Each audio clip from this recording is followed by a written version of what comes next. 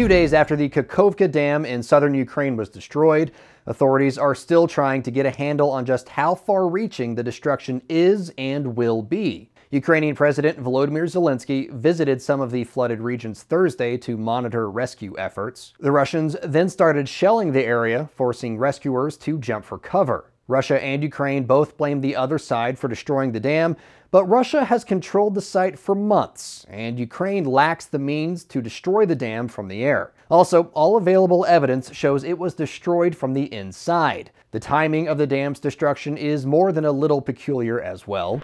Ukraine was launching probing attacks along the front lines Sunday and Monday, which could have been the start of its much-anticipated counteroffensive. Hours later, the dam was destroyed. From a purely militaristic standpoint, blowing the dam makes sense for the Russians. At the very least, it impedes Ukraine's counteroffensive and takes away the possibility of crossing the Dnipro River to attack. Also, instead of focusing purely on its own offensive, Ukraine now has to help the tens of thousands of people and pets displaced by the flooding. And so far, it seems Ukraine is alone in that endeavor. Zelenskyy told reporters he was amazed at the lack of response from international humanitarian organizations.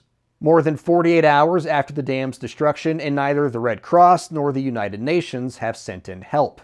In addition to the tens of thousands of newly homeless, hundreds of thousands of people now don't have access to safe drinking water. The floodwaters also displaced buried landmines. When the waters recede, there's no telling where many of those mines will end up.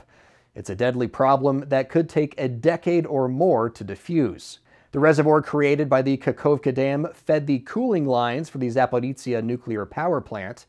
There is a pond near the plant that will help, but there's only enough water in the pond to last a few months, according to the International Atomic Energy Agency. Beyond the immediate concerns, the full scope of the destruction and the financial costs likely won't be known for years. More than 260 square miles of Ukraine's southern region are underwater, and more than 1 million acres of the world's most productive agricultural land could turn to desert now that it cannot be irrigated. If Ukraine can't find a way to keep that land producing, millions around the world could starve. For more unbiased, straight-fact reporting about the war in Ukraine, be sure to check out straightarrownews.com. Thanks for watching. In this time of media mistrust, Straight Arrow News is on a mission to bring you unbiased, fact-based reporting. So to make sure you get journalism that you trust, like and subscribe to Straight Arrow News below. It goes a long way in telling YouTube we're the kind of news that you want to see more of. And for all of our content, go to straightarrownews.com.